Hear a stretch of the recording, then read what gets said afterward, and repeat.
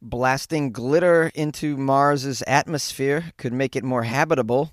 A man in Thailand is arrested for stealing ladies' underwear, and a woman dies after getting caught in a baggage carousel. These are the weird stories for Monday on Weird AF News, the only daily weird news podcast. I'm your host, Jonesy. Thank you for being with me. Scientists say that blasting glitter into Mars's atmosphere could make it more habitable. I support that. It'll also make Mars way more fabulous. Add a disco ball, man. Just turn it into a dance club. I got glow sticks. I got drugs. When do I get on the rockets? I'm there. Hey, I heard it worked for the Hustler Club. Why not Mars? They say here pumping engineered particles similar in size to commercially available glitter and made of iron or aluminum into the atmosphere could help to heat up Mars, according to a new study. These scientists think they can warm up Mars by blasting glitter into the atmosphere. And, well, if you make the glitter out of microplastics, it's going to be just like home. Whee! I want to warm it up. I guess it's pretty cold. Warming up the red planet to about 28 degrees centigrade could make it more hospitable for humans by melting some ice and allowing microbial life to flourish. Yeah, but what about all that radiation, man? And there's no oxygen either. They don't really have an atmosphere. You should pump in an atmosphere, too. Otherwise, that glitter just might float off into space. And now, instead of a glittery Mars planet that we can all dance on and do drugs, all that glitter will just be drifting off into the atmosphere everywhere. You got to love how scientists think, man. Like, hey, maybe we should work harder to make Earth cleaner and more habitable of a planet for us. They're like, no, Glitterbomb Mars. That's what we got to do with the money. Hey, guys, you know what Mars really could use is some oxygen. No, man, strippers. Angry red strippers. Mars strippers. And now coming to the main stage, how about a hand for Curiosity? Oh, yeah, look at her. Now, apparently a third of Mars' surface is water. I didn't know a third is water. Have we been looking for water? I didn't even know we found it on Mars. They're always looking for water on these other planets. Got to find water. Where's the water? Yeah, you might want to find an atmosphere, too. You know, a place that's got a little oxygen to breathe. There's other things that we need. Apparently we need some glitter, though. That's going to make it fun. So 1/3 of Mars' surface is water, and streams may have flowed around the planet as recently as, wait for it, 600,000 years ago. But at present, it's too cold to be habitable. For years, scientists have tried to work out how to heat up Mars by the proposed technologies they've thought of, but they've been very expensive and very hard to implement. But now scientists at the University of Chicago, these nerds, say they could use some engineered particles made from iron and aluminum that lies on the planet's surface to reflect light and trap escaping heat. Oh, so we're not exactly sending a glitter bomb up to Mars. We're going to use the glitter that's already on the surface. Mars is covered in the glitter. Wait till the conservatives find this out. They're going to boycott Mars for being gay. Now, the nerds say that this is the same process that humans have accidentally employed here on Earth, releasing material into the atmosphere, creating natural greenhouse effects, trapping solar heat on the surface. This is why the Great Barrier Reef is about to collapse as well, if you haven't heard that. Sad news. I'm so sorry to bring it up. Forgive me. The good news is Mars already has the glitter on the surface of their planet. That means materials would not need to be brought to Mars, making the operation to make Mars gay again more feasible. And we could keep our glitter down here that we all love. I'm sure the party store is now sad to hear about not getting a contract from NASA to be the glitter provider. Now it says here, once lifted into the atmosphere, the Mars glitter would be much slower to settle than standard Mars dust, meaning it would stay up there for a long time. Wow, nice to know that Mars has glitter and some dust. It's already ready for a party, as far as I'm concerned. We have a quote from one of these nerds named Mr. Kite. Not to be confused with Mr. Kite from the Beatles song, who had some benefits.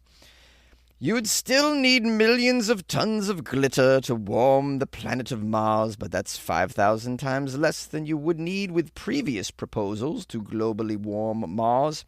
This significantly increases the feasibility of the project.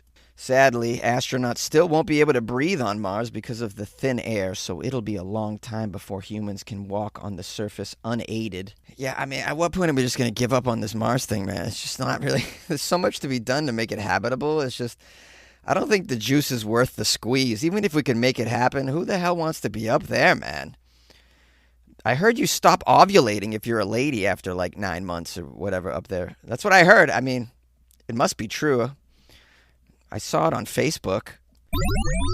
A man in Thailand was arrested for stealing women's underwear. This is why I don't hang my clothes outside to dry. Someone might steal my undies.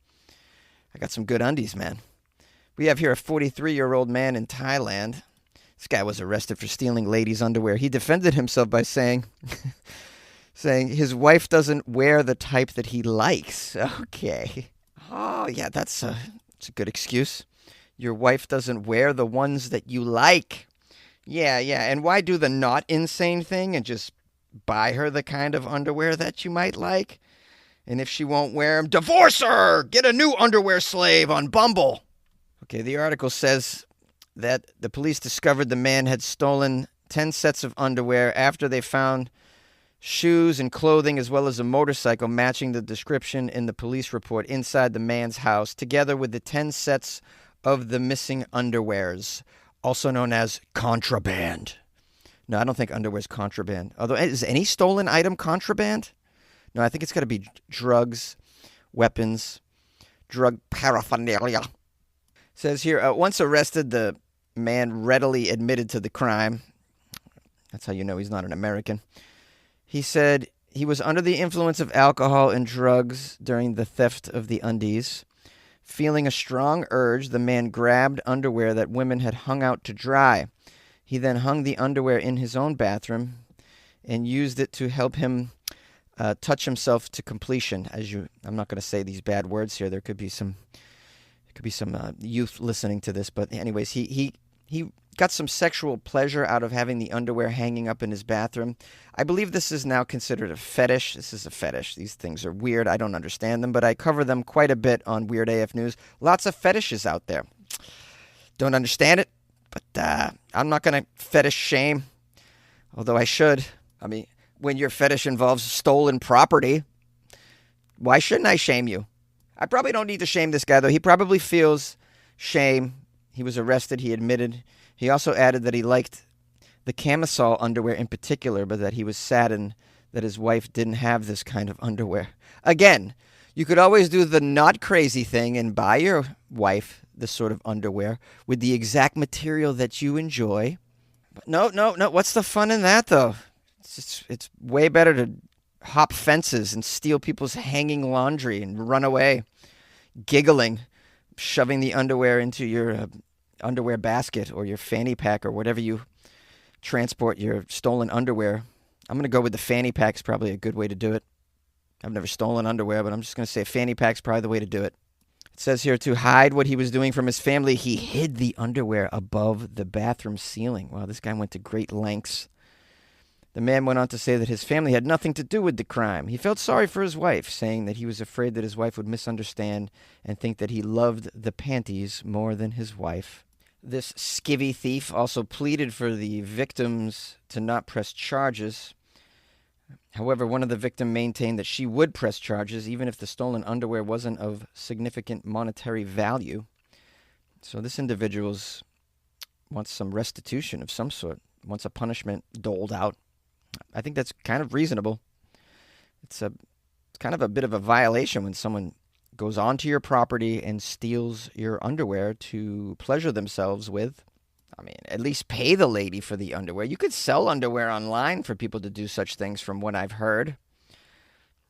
So this is lost profits for her at the end of the day as well. You need to consider as part of the damages.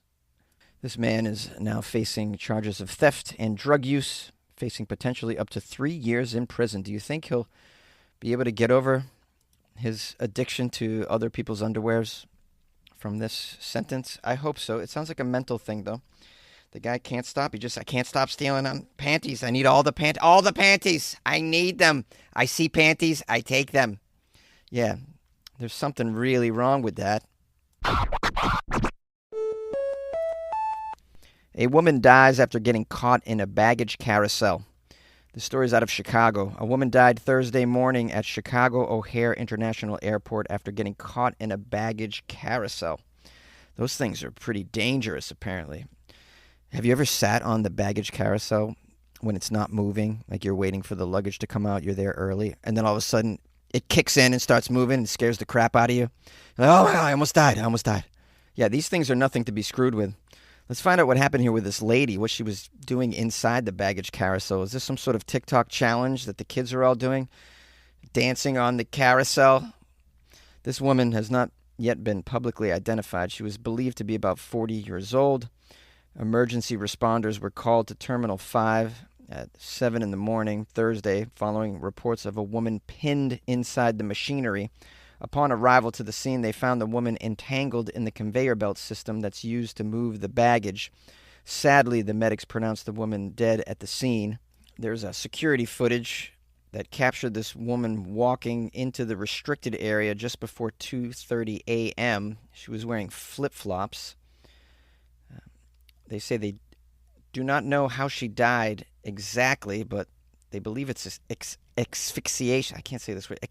Asphyxiation from the conveyor belts. A source said that she was trying to gain access at multiple points into the baggage carousel. They are not sure what her motive was. She was trying to get to the secure side of the airport, they say. Yeah, so strange she was trying to gain access. Maybe she was just trying to keep warm or something. Maybe like a homeless person. Once you get in there, though, that baggage carousel just crush you. That's what they're made to do. They crush our luggage, apparently, which makes sense because you expect the airport to give you back your luggage not in the same shape that you turned it in. And a beefy, aggressive, violent, crushing bag carousel machine is a necessary step.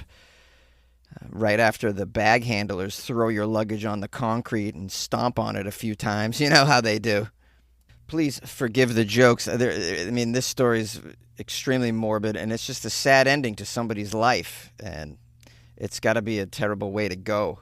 I think, unfortunately, a lot of people are probably laughing at this lady online, because when you read that title, lady dies in a baggage carousel, you're just like, people think that's very, I would imagine a lot of people think that that's silly. Well, this lady got a family, so I assume, if there's one goal I can achieve in life, it's to not have my death be so embarrassing that people are just posting it and sharing it online for everyone to make fun of. I don't want to become like a death joke meme. I don't think that's a way to do it. Although, I'll be dead. Maybe I won't even care. Maybe I'll be like, maybe it'll be okay to get a laugh out of my death. He died giving us a laugh. The same thing he tried to do while he was alive. Give us laughs. Let's rock. Hey, my friends. Thanks for being with me for this episode of Weird AF News. I hope you had a nice weekend. I hope you enjoyed that Florida Friday episode. It's a pretty good one. Thanks to everybody who emailed me and reached out over the weekend. I had a lovely time, played some softball, did some shows, drank some sugar-free vodka and Tito's. That was lovely. Didn't even pay for them. You know what I'm saying? Yeah, I'm a bit of a celeb around here sometimes. Anyways, I hope you're enjoying the final weekends of summer as we wind down. I'm going to be doing some traveling the next few months. I'll be going up to the Bay next month in September for about 10 days. And then in October, I'll be going to Texas. I'll be going to Austin and Dallas. And then I'll be going to Vegas. And in November, I'll be going to Massachusetts for Thanksgiving. So those are some of my travel plans as we head into the fall. So squeeze in your fun before it all ends, guys, is what I say. Hang out in the pool. Pour yourself a Tom Collins. Tom Collins, Jonesy. You drink Tom Collins? Yeah. I drink adult beverages. I find them to be very tasty, and they go well with a conversation about the stock market. So are you guys buying NVIDIA puts or what? The fire's crackling in the background. Anyways, I got to get out of here. I'm rambling. If you'd like to reach out to me, it's funnyjones@gmail.com. And I'm on Instagram at funnyjones. If you want to support the show, go to weirdafnews.com. There's plenty of ways to do that. Be good to yourself. Look in the mirror and tell yourself you're the one, because you are. Hee hee! Go on, girl!